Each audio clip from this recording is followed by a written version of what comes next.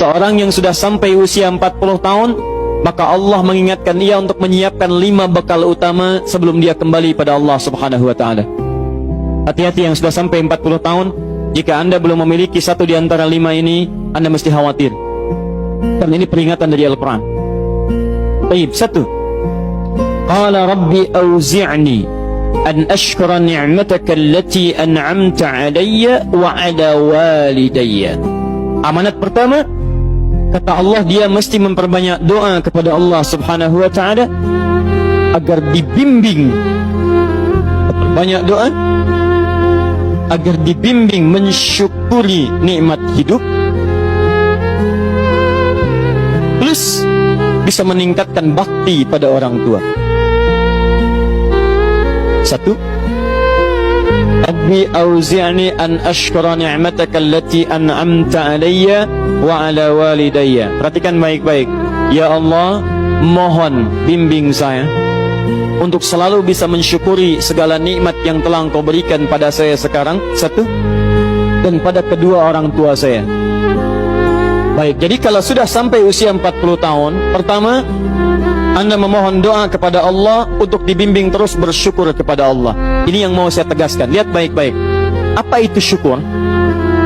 Tidak ada makna lain dari syukur yang tertuang dalam Al-Quran dan hadis kecuali ungkapan kebahagiaan atas nikmat yang Allah berikan kepada kita dengan cara menggunakan nikmat itu sesuai dengan fungsi yang telah Allah tetapkan.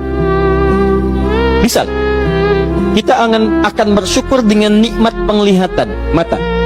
Anda diberikan 40 tahun dalam hidup, mata masih bisa melihat. Bagaimana mensyukuri nikmat mata? Kalau Anda ingin syukuri nikmat mata, maka yang paling singkat, gunakan nikmat mata ini sesuai dengan peruntukan yang telah Allah tetapkan. Fungsi yang telah Allah tetapkan. Apa fungsi mata? Masih ingat? Melihat yang baik-baik. Quran surah ke-24 ayat 30 untuk laki-laki, ayat 31 untuk perempuan. Qul lil mu'minina yaghuddu min absarihim.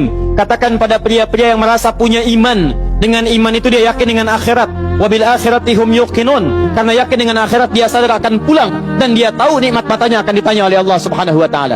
Katakan pada pria-pria yang yakin bahwa matanya akan ditanya oleh Allah. Quran surah ke-17 ayat 36. Inna sam'a wal basara wal fuada kullu ulaika kana anhu mas'ula. Setiap pendengaran Anda, penglihatan Anda, plus apa yang Anda fikirkan, satu saat akan ditanya, dipertanggungjawabkan di hadapan Allah Subhanahu wa taala.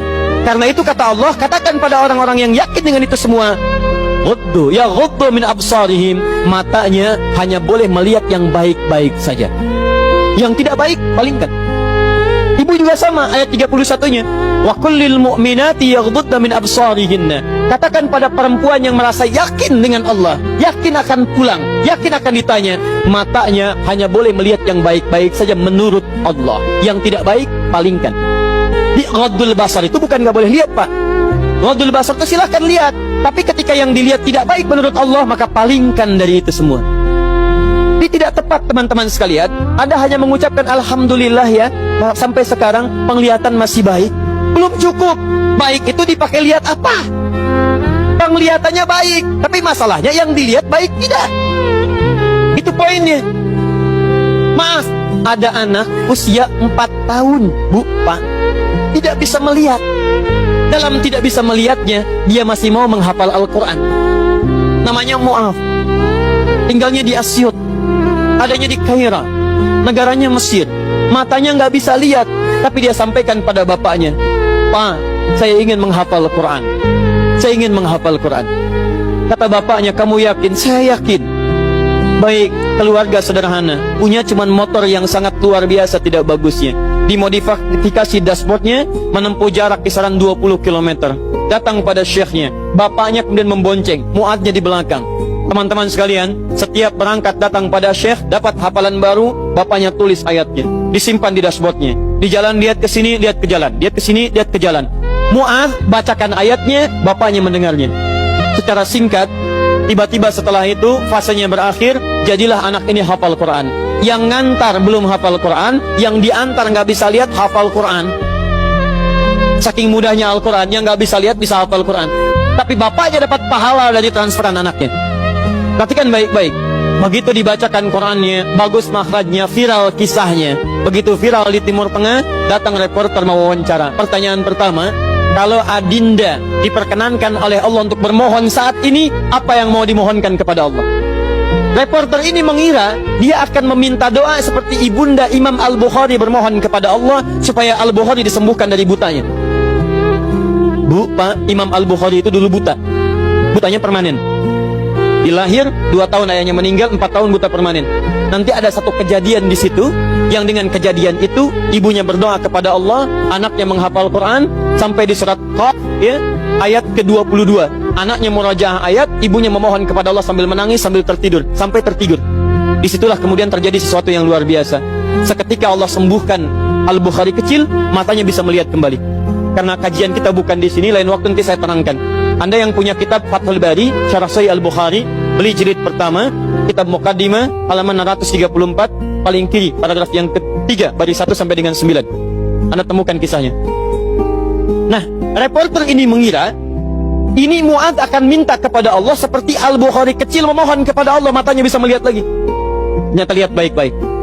Kalau saya diperkenankan bermohon kepada Allah dan permohonan saya dikabulkan, maka pertama saya akan mohon kepada Allah untuk tetap membutakan mata saya sampai dengan kiamat. Ya Rabb, mohon butakan mata saya sampai kiamat, karena dengan buta mata ini saya bisa menghafal Quran. Saya takut ya Allah, kalau saya melihat lagi, mata saya melihat maksiat dan hilang Quran dari hafalan saya. Anda bisa bayangkan, anak kecil 4 tahun, mata nggak bisa lihat, digunakan menghafal Quran. Dan dia takut kalau melihat matanya dipakai maksiat.